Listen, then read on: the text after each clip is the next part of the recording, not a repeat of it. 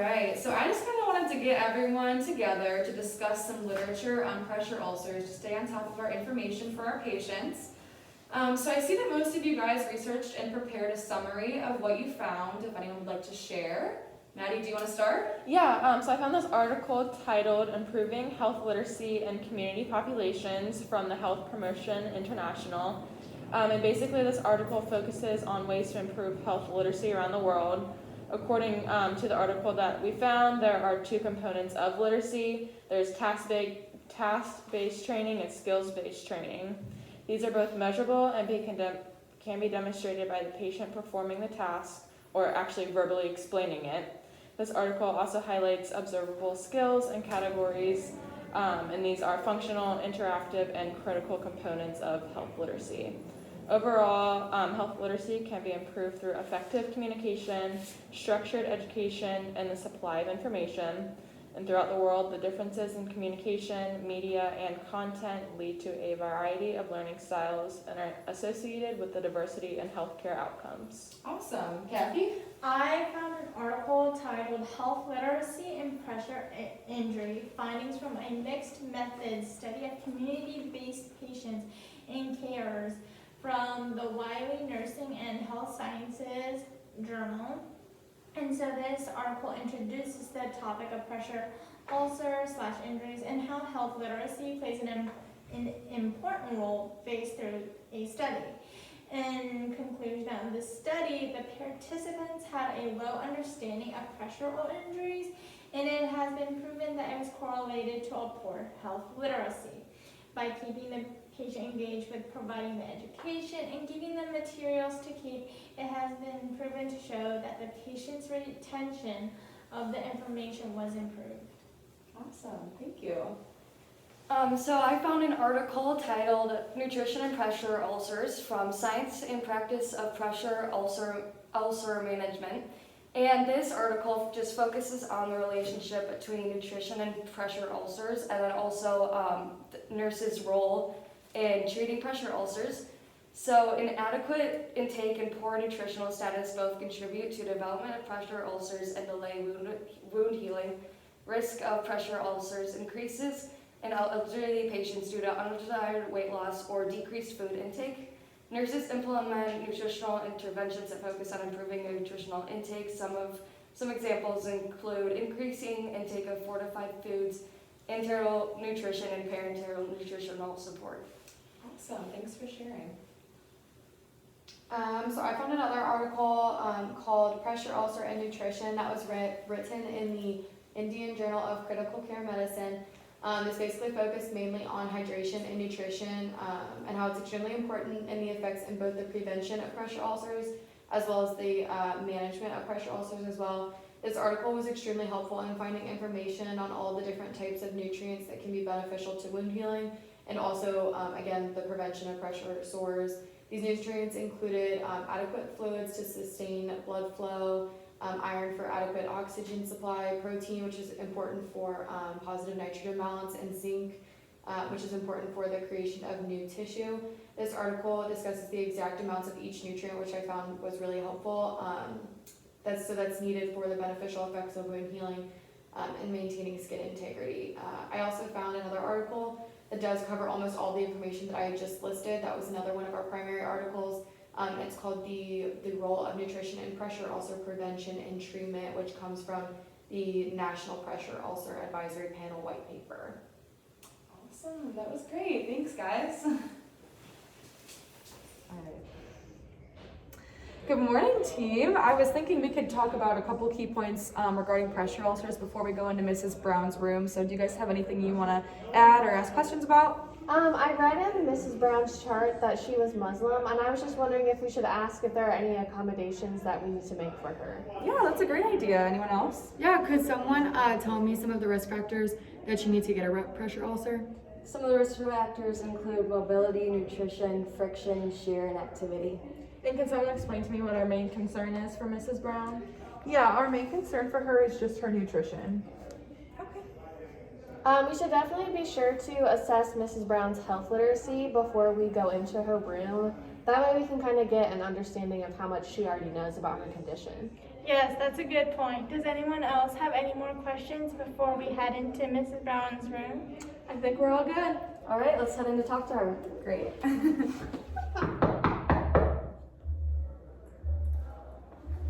Hi. Hi. Just want to hold the door. Pulling the curtain. Can you give me your name and date of birth? My name is Jasmine Brown, date of birth 1/1/1950. Perfect, thank you. Hi, Mrs. Brown. Good morning. Good morning. We're your team of nurses here, and we just kind of came in because we noticed that you have a stage 2 pressure ulcer on your coccyx. We saw that in your chart. We just kind of wanted to come in and discuss with you, like how that happened, just kind of get a better understanding for you and provide some education about how we can prevent that in the future and things like that. Does that sound okay? Sure. All right. We also read in your chart that you are Muslim. Is there anything we can do to make any accommodations in order to make you more comfortable? I would prefer a female nurse as it would make me feel more comfortable throughout my treatment here. We can absolutely do that for you. Let's start with your understanding of your pressure ulcers. Do you know what a pressure ulcer is? No, I don't. A pressure ulcer is an injury to the skin that is caused by prolonged exposure to pressure. We have a handout that I will go get you and educate you on pressure ulcers. Yeah. So some of the most common areas that pressure ulcers can form are your coccyx, which is where yours is. Also on here, we have your hips, your heels, your elbows, and your shoulders. And these areas are common because you are laying in bed, which is applying constant pressure to those areas, and those areas will rub against the bed, which forms the pressure ulcers, and this causes friction and shearing, which ultimately leads to skin breakdown. And then on our handout here, we have the 5 ways to reduce pressure ulcers. The first one is repositioning you every 2 hours. This causes the shift of pressure of different points on the body instead of having prolonged pressure pushing on a certain area for long periods of time. The second way is to maintaining your skin free from moisture. When the skin becomes in contact with moisture, it becomes soft and it breaks down easily. The third way that you can prevent pressure ulcers is by maintaining adequate fluid balances and also maintaining good nutrition. Being well nourished helps improve your skin's integrity and also your skin's healing time. So the fourth way that is listed on this pamphlet is the use of barrier creams and ointments. And these creams and ointments give your skin a protective layer against the wear and tear. Yeah, and the last way is using compression devices such as socks and boots. These will help protect your heels from the friction and the shear that the bed can cause. Yeah, so Mrs. Brown, do you have any questions about this, or are you understanding that? I do understand it all, and no, I do not have any further questions. Okay, great. We'll move on. Next, we're going to talk about what determines your risk for pressure ulcers. We use this scale called the Braden scale right here. And there are 6 categories that determine risk, including sensory perception, activity, mobility, moisture, nutrition, friction, and shear. Yeah, so I'm just going to kind of discuss with you what determines your risk for each of these things. So first, with sensory perception, this is your ability to respond meaningfully to pressure-related stimuli. So looking at that, it's just, we're going to ask, can you feel pressure on your skin? We're going to assess for things like that. For activity, we're looking at the degree of physical activity. So can you walk on your own? For mobility, we're looking at your ability to change and control your body position. So can you roll over and sit up on your own? For nutrition, we're looking at your usual food intake pattern. So how much of your meals are you eating? For moisture, we're looking at the degree to which skin is exposed to moisture. So are you able to bathe on your own? Are you able to use the restroom on your own and get cleaned up on your own, things like that. And then for friction and shear, we're looking at the movement and gravity. So what level of assistance do you require for moving and repositioning? So these are just some questions that you can kind of ask yourself. And that can help you to look at what determines your risk of pressure ulcers. So we've got that in this box right here. Next, we are going to discuss your perception of your nutritional status. So how would you say your nutrition is based on our rates? We have excellent, adequate, probably inadequate, and very poor. I would say adequate. So about how much of your meals do you say you eat based on a percentage? About 50%. So according to our pamphlet right here, you are probably inadequate, which means you need to try and eat above 50% of your meals to reach the adequate scale. Does that make sense to you? Yes. Do you have any questions? No. Next, we're gonna discuss the different stages of all the pressure ulcers so that you can have a good idea of what you're looking at and maybe what to look for if it happens in other areas. It's on the bottom part of our pamphlet, and these are just numbered 1 through 4.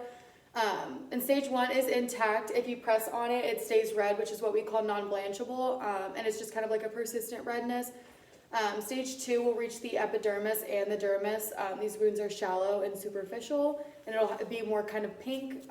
Stage 3 is going to extend into each layer of the skin. Tunneling may be present, and then stage 4 is going to involve muscle, bone, or connective tissue, and it can be blackened, dead, and it could also have undermining and tunneling. So Mrs. Brown, our last section that we're going to discuss with you today is nutrition. And on our pamphlet here, we have 6 main nutrition sources along with many examples of each. So I'm just going to go down the pamphlet. First, we have protein sources. So some examples of these include chicken, turkey, fish, milk, cheese, Greek yogurt, almonds, cashews, walnuts, stuff like that. Next, we have vitamin A sources, which is poultry, fish, kale, spinach, and carrots. Iron sources, we have red meat, dark leafy greens, such as kale, spinach, and beans. For vitamin C sources, we have oranges, grapefruits, cantaloupe, mango, green peppers, red peppers, broccoli, Brussels sprouts, and cauliflower. For vitamin K, we have green leafy vegetables such as kale, spinach, collards, fish, eggs, and fortified cereals. And then zinc sources is red meat, shellfish, chickpeas, milk, and cheese. This might seem like a lot, and that's why we're going to leave this pamphlet with you, and it has all of what I just said listed, so it'll be easy to look back to make sure that you're getting all of these foods in your diet. Do you have any questions about the teaching? Yes. Is there anything you're going to do to keep from the pressure injury from getting worse? Yeah, so what we can do is we position you and turn you to different sides, usually every 2 hours, and that's going to help to take the pressure off of your coccyx, where your pressure injury is. How does that sound? Really good, thanks.